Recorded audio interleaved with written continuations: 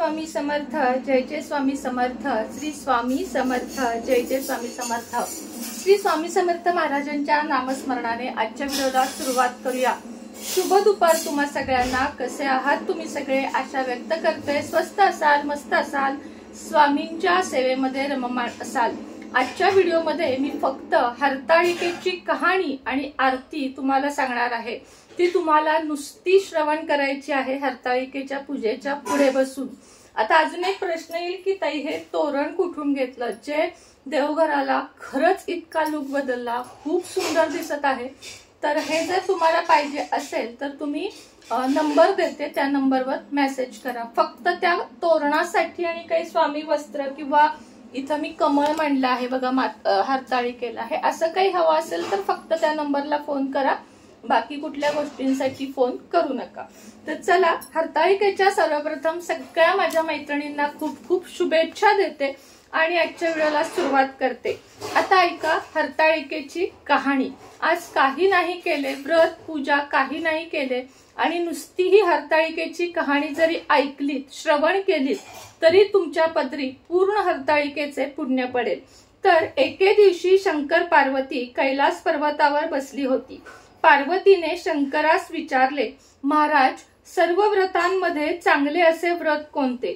श्रम थोडे मात्र फळ पुष्कळ असे एखादे व्रत असले तर मला सांगा, आणि मी कोणत्या पुण्याईने आपल्या पदरी पडले हेही मला सांगा।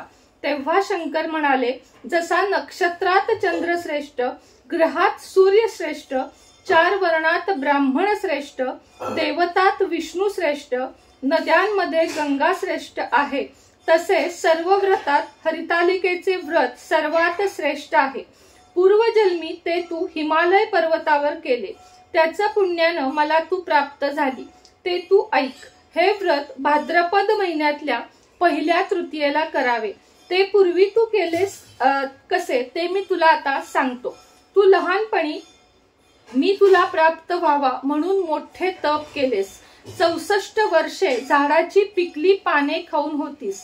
थंडी, पाऊस, ऊन ही तिन्ही दुःखे तू सहन केलीस। हे तुझे श्रम पाहून तुझ्या बापाला म्हणजे तुझ्या वडिलांना फार दुःख झाले व अशी कन्या कोणाला द्यावी अशी त्याला चिंता पडली। इतक्यात तिथे नारद मुनी आले आणि ते म्हणाले की तुझी कन्या उपवर झाली आहे, ती विष्णूला द्यावी, तो तिचा योग्य वर आहे। त्यांनीच मला तुमच्याकडे मागणी करण्यास पाठविले आहे, म्हणून मी इथे आलो आहे। हिमालयाला मोठा आनंद झाला, त्याने ही गोष्ट कबूल केली। नंतर नारद तिथून विष्णूंकडे आले, त्यांना ही हकीकत कळविली व आपण निघून दुसरीकडे गेले। नारद गेल्यावर तुझ्या बापाने ही गोष्ट तुला सांगितली, ती गोष्ट तुला रुचली नाही, तू रागावलीस। असे पाहून तुझ्या सखीने रागावण्याचे कारण तुला विचारले, तेव्हा तू सांगितलेस, महादेवा वाचून मला दुसरा पती नको आहे, असा माझा निश्चय आहे। असे असून माझ्या बापाने मला विष्णूला देण्याचे कबूल केले आहे, याला उपाय काय करावा? मग तुला तुझ्या सखीने एका घोर अरण्यामध्ये नेले। तिथे नेल्यावर एक नदी दृष्टीस पडली, जवळच एक गुहा आढळली। त्या गुहेत जाऊन तू उपवास केलास, तिथे माझे लिंग पार्वतीसह स्थापिलेस, त्याची पूजा केलीस। तो दिवस भाद्रपद शुद्ध तृतीयेचा होता। रात्री जागरण केलेस, त्या पुण्याने येथील माझे आसन हल्ले। नंतर मी तिथे आलो, तुला दर्शन दिले आणि वर मागण्यास सांगितले। तू म्हणालीस, आपण माझे पती व्हावे, याशिवाय दुसरी इच्छा नाही। नंतर ती गोष्ट मान्य केली व गुप्त झालो। पुढे दुसऱ्या दिवशी ती व्रतपूजा तू विसर्जन केलीस, मैत्रिणींसह त्याचे पारणे केलेस। इतक्यात तुझे वडील तिथे आले, त्यांनी तुला तिकडे पळून येण्याचे कारण विचारले। मग तू झालेली हकीकत त्यांना सांगितलीस। पुढे त्याने तुला मलाच देण्याचे वचन दिले, तुला घेऊन घरी गेला। मग काही दिवसांनी चांगला मुहूर्त पाहून मला अर्पण केली। अशी या व्रताने तुझी इच्छा पूर्ण झाली। याला हरितालिका व्रत असे म्हणतात। याचा विधी असा आहे, ज्या ठिकाणी हे व्रत करायचे असेल त्या ठिकाणी तोरण बांधावे, केळीचे खांब लावून ते स्थळ सुशोभित करावे, पुढे रांगोळी काढून पार्वतीसह महादेवांचे लिंग स्थापन करावे, षोडशोपचारे त्याची पूजा करावी, मनोभावे प्रार्थना करावी व नंतर ही कहाणी ऐकावी किंवा म्हणावी व रात्री जागरण करावे. या व्रताने प्राणी पापांपासून मुक्त होतो, 7 जन्माचे पातक नाहीसे होते, राज्य मिळते, स्त्रियांचे सौभाग्य वाढते. या दिवशी बायकांनी जर काही खाल्ले तर त्या 7 जन्म वंध्या, दरिद्री आणि विधवा होतात. पुत्रशोक देखील होतो. कहाणी ऐकल्यावर सुवासिनीस यथाशक्ती वाणे द्यावी. दुसऱ्या दिवशी उत्तर पूजा करावी आणि व्रताचे विसर्जन करावे. ही 60 उत्तराची कहाणी 5 उत्तरी, देवा ब्राह्मणाचे द्वारी, गाईचे गोठी, पिंपळाचे पारी, सुफळ संपूर्ण. आता या कथेमध्ये 1-2 मिस्टेक आहेत. मिस्टेक नाही म्हणता येणार, चुकीचे शब्द आहेत की बाप आला, बाप गेला, बापाकडे पाठवले. थोडस वाचताना पण तसं वाचलं गेलं, पण त्यापेक्षा वडिलांकडे गेले, वडिलांकडे आले असं आपण कहाणी वाचताना ऐकावे किंवा आपण तसे म्हणावे. आता अजून एक गोष्ट म्हणजे आता यामध्ये लिहिलं आहे काही खाल्ले तर विधवा होते किंवा मुलांना हानी होते. तर तसं आत्ताच्या युगामध्ये आपल्याला धरून चालणार नाही, कारण आपल्याला अतिशय आता कामे किंवा आपण आजारी असो तर आपल्याला औषध पाणी चालू असते. त्यामुळे आपण तेवढी गोष्ट जी आहे ती टाळू शकतो म्हणजे काय की आपण ह्याचे उपवासाचे पदार्थ खाऊन सुद्धा आपण ही पूजा किंवा हा उपवास करू शकतो. तसं तर या दिवशी मिठाचे पदार्थ खात नाहीत, पण जर तुम्हाला तेही शक्य नसेल तर तुम्ही मिठाचे पदार्थ खाऊ शकता. पण हरताळिकेची कहाणी, माझी पूजा पण अनायसी झालेली आहे तर आपण हरताळिकेची कहाणी म्हणून घेऊयात. तर बघा, जय जय देवी अंबिके, आरती हरतालिके. जय जय देवी अंबिके, आरती हरतालिके. सुदिन आजी आला भाग्याचा, निज सेवा करण्याचा. सोडून कैलासामय सदनी, वास करिशी शिवरमणी. जय जय देवी त्र्यंबिके अंबिके, आरती हरतालिके. चित्ता हा शंभू आजी, चित्ता हा शंभू आजी. झाला षोडश पूजा त्याला, वनशोभा आणली सदनाला. लावून कदली ध्वजाला, जय जय देवी हरतालिके.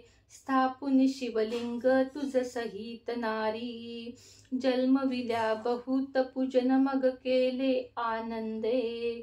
बहुविध आणली सुमने, जय जय देवी. पत्री बेल फुले अर्पूया, दावित तुझ नैवेद्य. करीतो मग आरती, शिवकांते दे निज सौभाग्याचे. जय जय देवी हरतालिके, जय जय अंबिके. जय जय देवी हरतालिके.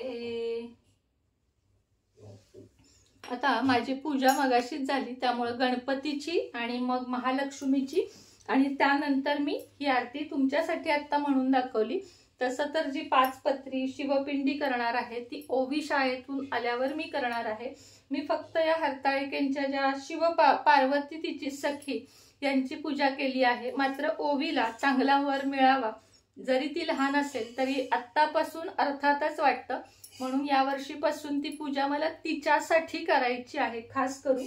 आणि म्हणून तिला मी आल्यावर फक्त छान शिवपिंड कशी बनवायची, त्याच्यावर पत्री कशा व्हायच्या, जप कसा करायचा, हे सर्व तिला या वर्षीपासून शिकवणार आहे. कारण 9 पूर्ण 10व चालू आहे आता तिला आता सगळ्या या सणव्रत वैकल्यांची माहिती देणे. तुमच्या पण घरात मुली असतील तर अवश्य 7व्या-8व्या वर्षापासून त्यांना उपवास अजिबात करायला लावू नका. मात्र पूजा कशी करावी, याचे महत्व काय हे हळूहळू शिकवा. मुलांनाही बसवा, असं नाही की फक्त मुली, तर मुलांनीही बघितलं केलं तरी काही हरकत नाहीये. तर अशा पद्धतीने आता उद्या उत्तर पूजा करायची हा प्रश्न मला येईल बराच. तर मी तुम्हाला सांगते, उत्तर पूजा म्हणजे काही वेगळं नसतं. दिवा उदबत्ती लावायची, दूध साखरेचा नैवेद्य दाखवायचा, पूजेवर अक्षता घालायच्या आणि मग हरताळिका हलवायची। त्यानंतर तिचे सगळी जी निर्माल्य आहे ते एका पिशवीत भरायचं। गणपतीच्या निर्माल्यासोबतच ते विसर्जन किंवा जे म्हणतात ना निर्माल्याचा कुंड असतो त्यामध्ये टाकायचा। जर आपल्याला हरताळिकेच्या याच मूर्ती पुढच्या वर्षी वापरायच्या असतील तर त्या कागदात गुंडाळून पिशवीमध्ये घालून व्यवस्थित कपाटात ठेवाव्यात। आणि तुमच्याकडे जर पद्धत नसेल, दरवर्षी वेगळ्या घ्यायच्या असतील तर तुम्ही त्या विसर्जन देखील करू शकता। मी फक्त नागोबाच्या मूर्ती विसर्जन करते, बाकी बैलपोळ्याचे बैल असतील, हरताळिका असेल तर मी या घरामध्ये ठेवते। कारण आता या तर बघा तुम्ही की किती सुंदर मिळालेल्या आहेत, त्यामुळे म्हणजे मला इच्छाच नाही होणार यांना विसर्जन करायची, त्यामुळे मी ठेवणार आहे। तर तुम्हाला कशी वाटली आजची माझी ही कहाणी आणि आरती? आरतीची थोडी चाल इकडं तिकडं होऊ शकते, कारण आपल्याला ही आरती पूर्णपणे माहिती नसते, म्हणजे आपल्या तोंडात नसते, कधीतरी म्हणतो आपण, त्यामुळे समजून घ्या। फक्त हा व्हिडिओ लावून द्या, कहाणी आणि आरती करा।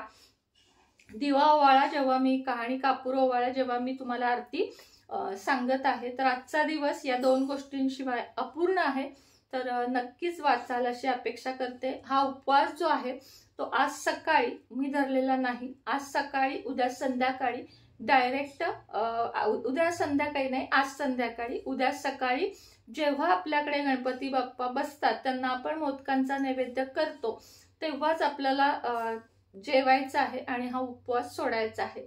तर अशा पद्धतीने आपल्या आज हरताळिकेची पूजा, कहाणी छान वाटलं मलाही तुमच्याबरोबर सांगून। तर पुन्हा भेटूया संध्याकाळच्या व्हिडिओमध्ये। संध्याकाळी किंवा दुपारीच लवकर मी गणपती कसा बसवावा याचा व्हिडिओ टाकणार आहे, त्यामुळे तो अवश्य बघा। तुम्ही तो पाहिलेला नाही त्यामुळे पाहावात अशी माझी इच्छा आहे। श्री स्वामी समर्थ।